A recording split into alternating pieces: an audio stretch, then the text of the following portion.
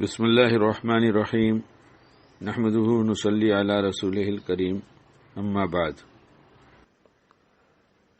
امت سے کوئی تعلق ہی نہیں رہا، امت سے کوئی تعلق نہیں رہا الا ماشاءاللہ ایسے لوگ تو ہیں جو رات دن امت کے غم میں گھلے جا رہے ہیں اور ان کی دعاؤں میں امت کا بڑا حصہ ہوتا ہے، لیکن خود غرضی کہاں تک پہنچ گئی؟ صرف میں اور میرے محفوظ رہیں۔ نہیں محفوظ رہ سکتے۔ جو اتنا خود غرض ہو،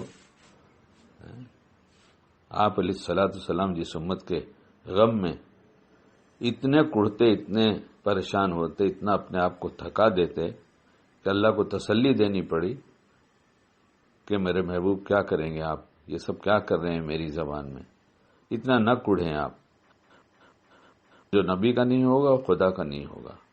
جس طرح اپنا غم ہے، ٹھیک ہے، فطری چیز ہے، انسانی رشتے کچھ ایسے ہوتے ہیں کہ جو جتنا قریب ہوتا ہے اس کی اتنی زیادہ فکر ہوتی ہے، لیکن کیا ہمارے پڑوسی ہمارے قریب نہیں رہتے ہیں؟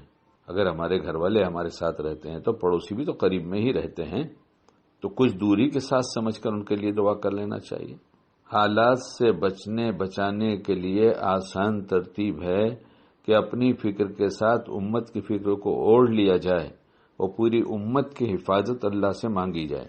جب اللہ سے پوری امت کی حفاظت مانگیں گے تو جب ہم دوسروں کے لیے غائبانہ دعا کرتے رہیں گے تو یہ امت کے حق میں بھی قبول ہونے کی بہت قوی امید ہے، اس لیے کہ غائبانہ دعا قبول ہوتی ہے۔ اور ہمارے لیے پھر فرشتے یہ کہیں گے کہ اللہ اس کی بھی حفاظت فرمائیے۔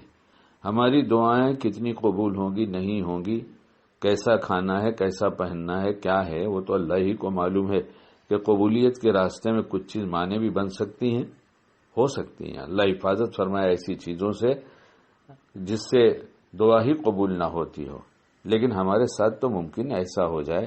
لیکن جب فرشتے کہیں گے ہماری اس دعا پر کہ ہم پوری امت کے لیے دعا مانگے کہ اللہ پوری امت کی حفاظت فرمائیے، تو فرشتے ہمارے لیے جب دعا کریں گے کہ اللہ اس کی بھی حفاظت فرمائیے، تو یہ دعا تو مقبول دعا ہوگی۔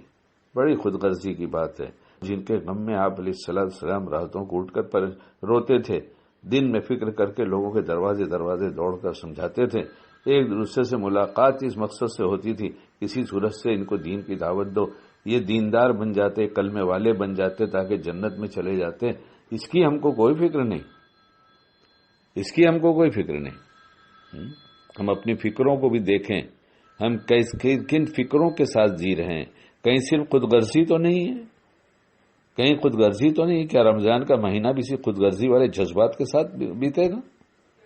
اللہ ہمارے حال پر رحم فرمائے، ہم سب سچی پکی توبہ کریں اور اپنے ساتھ اپنی دعاؤں میں امت کو یاد رکھیں۔ انشاءاللہ کل اس کا نتیجہ دنیا میں بھی پائیں گے اور کل آئندہ حضور پاک علیہ السلام کی ملاقات پر بھی دیکھیں گے کیا ہوا۔ اللہ ہم سب کو بعمل بنائے۔